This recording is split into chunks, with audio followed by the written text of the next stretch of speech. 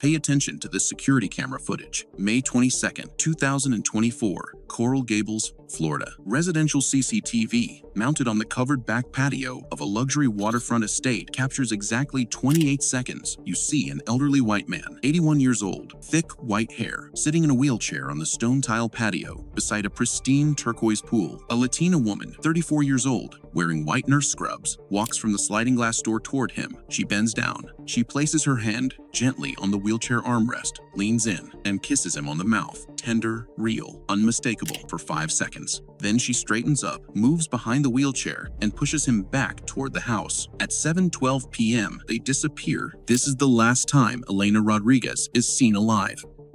12 days later, May 4th, 2024, 5:33 a.m. An anonymous call comes into Riverside County Sheriff's Department. A male voice, digitally distorted and eerily calm, says, "Oakwood Industrial Park, Building 9, Unit C. There's a body." The line goes dead. Deputies arrive at 6:08 a.m. The building has been abandoned for 4 years. They force entry into Unit C. The storage room in the back is padlocked from the outside. Inside, they find Elena Rodriguez, hands zip-tied behind her back, ligature marks around her throat, still wearing the burgundy scrubs from 12 days ago. She'd been dead for nearly 2 weeks, while the entire county searched for her. Now, most people think this is about a random kidnapping. Wrong. This is about $2.8 million, a secretly revised will, and a family that paid $55,000 to eliminate the woman they saw as a threat to their inheritance. This is about how love became a death sentence. September 19th, 2021. The accident.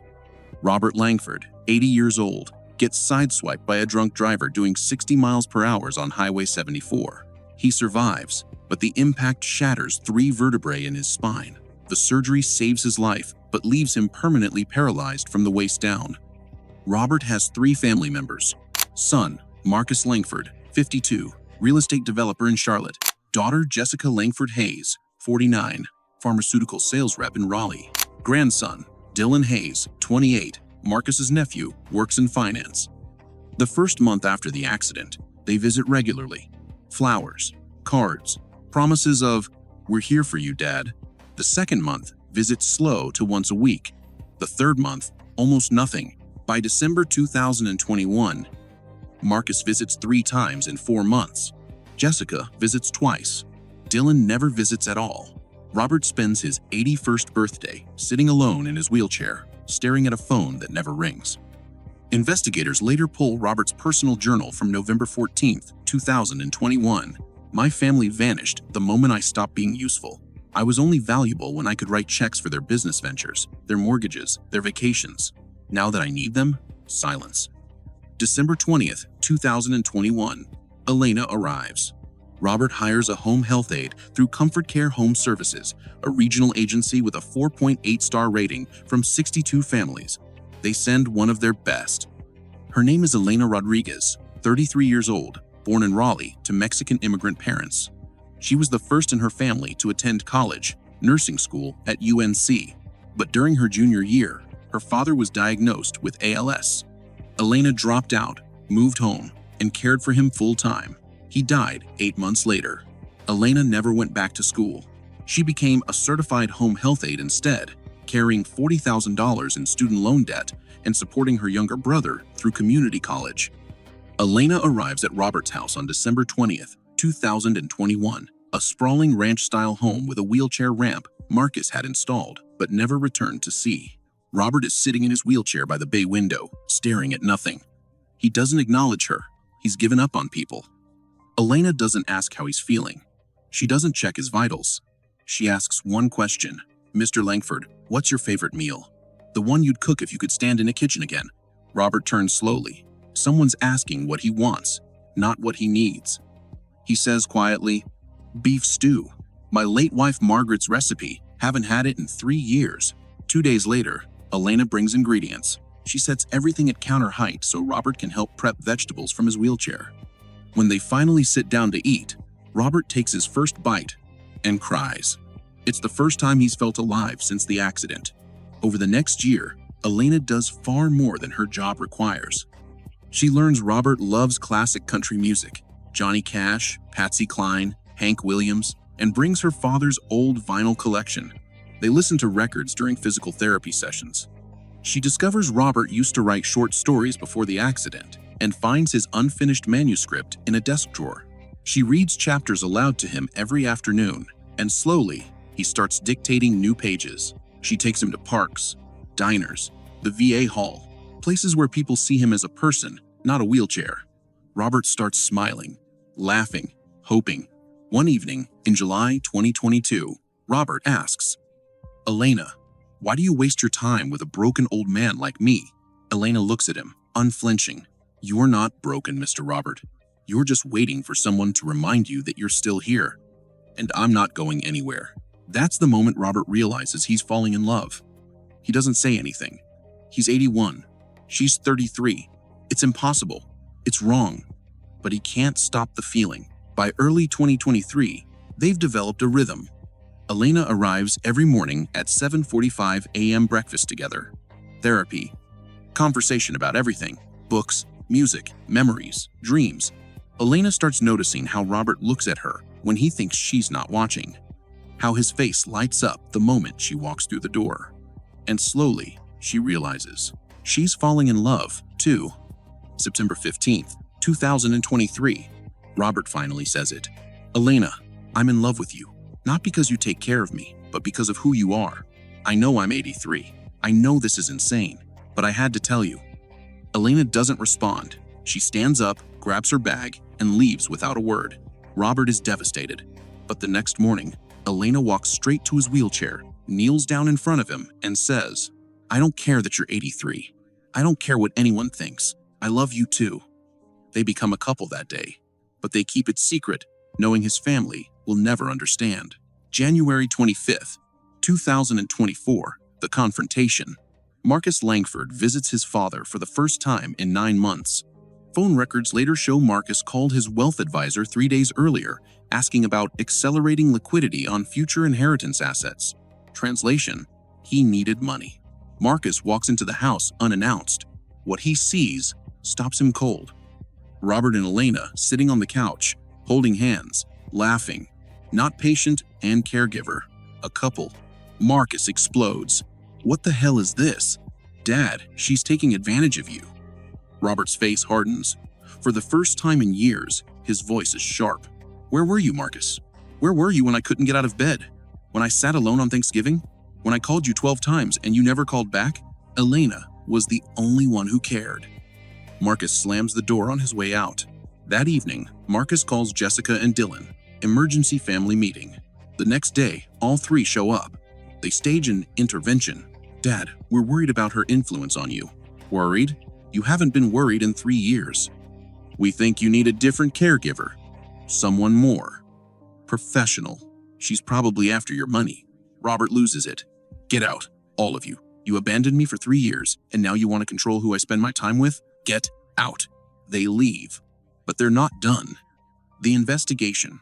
Marcus hires a private investigator to run a full background check on Elena Rodriguez. Result: clean, no criminal record, perfect employment history, 8 years of glowing reviews from families. Marcus consults an estate attorney about challenging Robert's mental competency. Result: Robert's medical records show he's completely lucid. No dementia, no cognitive decline. Multiple doctors confirm. Every legal avenue fails. March 12th, 2024. The new will. Robert calls his attorney, Stephen Caldwell, for a confidential meeting. He's changing his will. Old will, 2019. $1.2 million. $1.2 million. $400,000. New will, the 12th of March, 2024.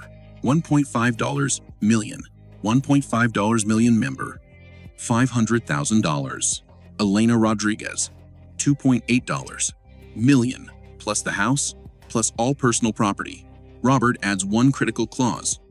If any family member is convicted of any crime against Elena Rodriguez, their inheritance shall be voided entirely and donated to the American Cancer Society. Robert signs the will on March 12, 2024. It's videotaped, witnessed by 2 neutral parties, and legally airtight. March 15th, the leak. What Robert doesn't know. Stephen Caldwell's paralegal, Linda Morris is Jessica's former sorority sister. On March 15th, Linda calls Jessica. "Jess, your dad just changed his will. He's leaving almost everything to the caregiver, $2.8 million, plus the house." Jessica immediately calls Marcus. That evening, Marcus, Jessica, and Dylan meet at Marcus's lake house. Panic, fury, desperation. "We need to challenge the will. It won't work. The lawyers already said he's competent. We'll lose. So what do we do?" Silence. Then Marcus's voice drops to a whisper. "If something happened to Elena before Dad dies, the bequest would be invalid. The money reverts to us." Long silence. "Marcus, what are you saying?" "I'm saying we make sure she's not around to collect." March 16th, Throt the 21, the conspiracy. Police later recover deleted text messages. March 16th, 11:47 p.m. Marcus, Jessica. "We can't let her steal what's ours. What are you proposing?" "Dylan, you still have those military contacts? People who handle problems." "Yeah, but this is serious. Do we have a choice?" March 18th, Dylan calls Garrett Kane, ex-Army Ranger, dishonorably discharged for assault, currently working private security with a history of off-books jobs. Garrett brings in Luis Morales, another contractor. Both have done this before. Price, $55,000, $27,500 up front, $27,500 after. March 19th, Marcus withdraws $27,500 cash from 3 different banks. March 21st, Marcus withdraws another $27,500 cash. March 20th through the 22nd, Garrett and Luis begin surveillance on Robert's house. They learn Elena's schedule. Arrives 7:45 a.m. Leaves 7 to 7:15 p.m. Drives silver Toyota Camry. Plate NCD 4829. This wasn't impulsive. It was surgical. April 22nd, 2024, the last day. Monday, Elena's last shift before a week off to visit family in Raleigh. Robert has a surprise planned. He bought an engagement ring 2 weeks earlier. He's going to propose. Elena has no idea. She also has no idea that Garrett and Luis have been watching her for 3 days. 10:23 a. Marcus texts Dylan. Today. Go. Already in motion. 7:45 a.m. Elena arrives. Breakfast, scrambled eggs, toast, coffee. Robert tries to flip a pancake from his wheelchair. It lands on the floor. They laugh. Normal, happy, safe. The day passes. Therapy, music, conversation. Around 7 p.m., they decide to sit outside on the back deck. It's a beautiful April evening. Warm breeze, golden hour light. The motion-activated security camera starts recording. 7:11. Elena pushes Robert's wheelchair onto the deck. They talk. She's smiling. He says something that makes her laugh. She walks around to the front of the wheelchair. 7:12. Elena bends down, places her hand on Robert's shoulder, and kisses him on the mouth. Not a peck, a real kiss. Robert's hand comes up and touches her face. No one knows this is happening, but the camera is recording. It's just 2 people in love. Elena straightens up, moves behind the wheelchair, and pushes him back toward the house. They disappear inside. This 28-second clip will be played in court 7 months later. The prosecution will use it to prove Elena and Robert weren't caregiver and patient. They were a couple, genuinely in love. When the jury sees this footage, they'll understand why Robert changed his will. Not manipulation, love. Inside, Elena helps Robert settle into his recliner. She tells him she needs to run to the grocery store before heading home. Robert asks, "Stay for dinner?" Elena smiles. "I can't tonight, but tomorrow I'll make your favorite." Robert smiles. Tomorrow. Elena gathers her things, kisses Robert goodbye, and walks out at 7:19 p.m. She gets into her silver Camry and drives away. Garrett and Luis are parked 4 blocks away, waiting. The moment Elena's car turns the corner, Garrett follows. Elena drives to Harris Supermarket, a routine grocery run. She pulls into the parking lot at 7:31 p.m. Parking near the back, fewer people, quieter. That's what they counted on. She gets out, pops the trunk, reaches for reusable shopping bags. A white panel van pulls up fast behind her car. two men jump out. Garrett grabs her from behind. Elena screams, fights, kicks, but Garrett is 6'3", 235 pounds, ex-military. Elena is 5'6", 125 pounds. She has no chance. Luis moves fast. Zip ties, hand over mouth. They lift her into the van. The entire abduction takes 27 seconds. A store employee hears something, looks over, sees the white van speeding away. He thinks it's weird, but doesn't call the police, doesn't write down the plate. Elena's Camry sits there, trunk open, driver door open, purse on the ground, shopping bags scattered. Store security doesn't notice for 38 minutes. When they do, they call police at 8:09 p.m. By then, Elena has been gone 38 minutes. She's already at the warehouse, Oakwood Industrial Park, Building 9, Unit C. Abandoned for 4 years. No security, no cameras, no witnesses. Garrett parks at the back entrance. They carry Elena inside. The storage room in the back is small, no windows, one door. They put her on the floor, hands zip-tied behind her back. Then Garrett does something investigators will later call the coldest detail. He doesn't hurt her right away. He talks. You're probably wondering why you're here. It's not personal, Elena. It's business. Robert's family paid us to make you disappear. You were in the way of $2.8 million. That's it. Just business. Elena is crying, begging, pleading. 8:06 p.m., 47 minutes after she was taken. Garrett strangles Elena Rodriguez to death. She fights, she struggles, but she can't break free. After 3 minutes, she stops moving. They leave her body in that room, lock the door from the outside, and drive away.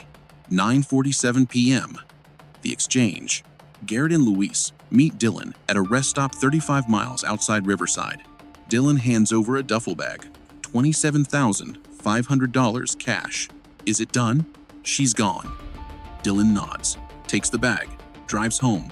He arrives at 10:34 p.m. His girlfriend asks where he's been. Work thing ran late. She believes him. Dylan goes to bed, knowing he just paid 2 men to murder someone, and he sleeps fine. April 22nd, 8:09 p.m. The investigation begins. Police respond to the abandoned car. They find Elena's purse, phone, wallet, keys, everything. The car is unlocked, trunk open, clear signs of struggle. Within 2 hours, police issue an alert. 34-year-old woman abducted from grocery store parking lot. 10:15 p.m. A detective arrives at Robert's house. Robert has been calling Elena's phone for 2 hours. No answer. The detective tells him Elena's car was found, abandoned, signs of abduction. Robert's world collapses. He tells the detective everything. Their relationship, the family's hostility, the will change, the confrontations. The detective takes notes. Then he brings in Marcus, Jessica, and Dylan. All three come to the station. I was home with my wife all evening. She'll confirm. I was at work until 8:30 p.m. My coworkers saw me. I was at a client dinner. I have receipts. Their alibis check out. Police have no evidence. Days pass. A week. No body. No ransom. No contact. Elena has vanished. Robert stops eating. Stops sleeping. He sits in his wheelchair, staring at the door, waiting for Elena to walk through. She never does. May 4th, 5:33 a.m. The anonymous call. Oakwood Industrial Park, Building 9, Unit C. There's a body. Deputies arrive at 6:08 a.m. They force open Unit C. In the back room, padlocked from the outside, they cut the lock. There she is. Elena Rodriguez, dead for 12 days. The breakthrough. Detectives process the scene. DNA from zip ties, fingerprints on the door. But the real breakthrough comes when they investigate the warehouse ownership. Property records show Langford Property Holdings LLC, Marcus's company, inherited from Robert. Marcus has keys to every property, including this warehouse, vacant for 4 years. This changes everything. Detectives obtain warrants for phone and bank records. March 18th. Dylan calls Garrett Kane. 9-minute call. March 19th. Marcus withdraws $27,500 cash. March 21st. Marcus withdraws another $27,500 cash. April 22nd, 7:17 p.m. Dylan texts Garrett, target leaving now. Silver Camry plate November. Charlie Delta 4, 829. That's Elena's plate, sent 2 minutes before she left Robert's house. Dylan was watching. Investigators track the white van. Rental records show it was rented March 21st with a fake ID, but security footage shows Luis Morales picking it up. Forensics find Elena's DNA in the van, fibers matching the zip ties. Garrett and Luis are identified through databases. Both have records.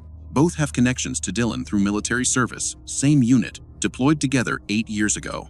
May 10th, 2024. Arrests. First-degree murder. Conspiracy. Jessica Langford Hayes. Conspiracy. Accessory after the fact. First-degree murder. Conspiracy. Kidnapping. Solicitation to commit murder. First-degree murder. Kidnapping. Murder for hire. First-degree murder. Kidnapping. Murder for hire. All 5 plead not guilty. October 7th, 2024. The trial. The prosecution presents phone records, bank records, text messages, forensic evidence from the van, DNA from the warehouse, the CCTV footage. The jury watches those 28 seconds. Elena bending down, kissing Robert, pushing his wheelchair inside. The prosecution establishes the motive. This was not random. This was a family eliminating a threat to their inheritance. The defense argues, it's all circumstantial. No direct proof Marcus ordered it. No confession. Day 14. Dylan cracks. Dylan's attorney negotiates a deal. Full testimony against the others in exchange for life with parole after 25 years. Dylan takes the stand. Marcus proposed the plan on March 15th. He said the only way to stop Elena was to eliminate her before Dad died. I reached out to Garrett. We paid $55,000. I gave them Elena's license plate, her schedule, her address. They watched her for 3 days. On April 22nd, I texted them when she left. I met them at the rest stop and paid the second half. Garrett told me it was done. I knew she was dead, and I went home. The courtroom is silent. November 18th, 2024. Verdict. The jury deliberates for 5 hours. Guilty. All counts. All defendants. Sentencing. Marcus Langford, life without parole. Jessica Langford Hayes, 30 years, life with parole after 25 years. Garrett Kane, life without parole. Luis Morales, life without parole. November 18th, 2024, 8:47 p.m. Robert dies. The same day as sentencing. Robert Langford dies of heart failure. Officially, natural causes. But the hospice nurse says Robert stopped talking after the trial. Stopped eating. Stopped responding. He just stared. The night he died, he spoke one sentence. I waited 83 years to find love, and my son took it away in 28 seconds. Then his heart stopped.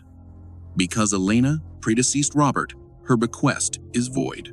But because Marcus, Jessica, and Dylan were convicted of crimes against her, the protective clause activates. Their inheritances are voided entirely. The entire $3.5 million estate goes to the American Cancer Society. The family murdered Elena for money and got nothing. The question that should terrify you. During Garrett's interrogation, a detective asks, "Have you done work like this before? Families hiring you?" Garrett looks at the camera, smiles, and says, "You'd be surprised how often families kill for inheritance." His attorney shuts it down. That line is never pursued. The case closes after convictions. But that statement lingers. How often? Not if. How often? The truth. Elena did everything right. She maintained professional boundaries. She followed protocol. She didn't manipulate. She cared for someone when no one else would. Robert's decision wasn't incompetence. Multiple doctors evaluated him. He was completely lucid. It was gratitude. Recognition that Elena gave him 3 years of dignity when his family gave him nothing but abandonment. But to Marcus, Jessica, and Dylan, that money was theirs by blood. It didn't matter that they hadn't visited. The money was supposed to be theirs. When they discovered it wasn't, they eliminated the obstacle. April 22nd, 7:12 p.m. Elena kisses Robert on the patio. She has no idea that 4 blocks away, 2 killers wait in a van. She has no idea Dylan already sent her license plate. She has 19 minutes of freedom left. She's just kissing someone she loves. 28 seconds later, she's inside. 7 minutes later, she leaves. 12 minutes after that, she's grabbed. 47 minutes after that, she's dead. 12 days later, she's found. 7 months later, killer's convicted.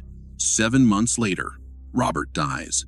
All because a family decided inheritance was worth more than human life. If you work in healthcare, understand this. Elena had perfect reviews, 9 years of experience, did everything right. Still, she became a target because she showed compassion. The warning signs weren't her behavior, they were the family's reaction. When family members suddenly show up and accuse you of manipulation with zero evidence, document it. When they threaten your employment, report it to your agency. When they make you feel unsafe, trust that. Elena had 3 hostile confrontations with the Langfords. She should have reported them. She didn't because she thought it would blow over. It escalated to murder. The final question.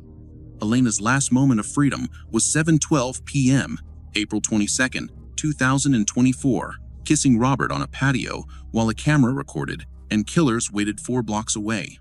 If she'd known, would she have done anything different? Run, called police, or stayed on that patio with Robert, knowing those 28 seconds were all they had? We'll never know, but we know this. She deserved better. Robert deserved better. And if you work in healthcare, don't make Elena's mistake. Vary your routines. Don't park in the same spot. Don't leave at the same time. Document every hostile interaction, every accusation, every threat. Trust your instincts. Elena had those feelings. She ignored them. It cost her everything.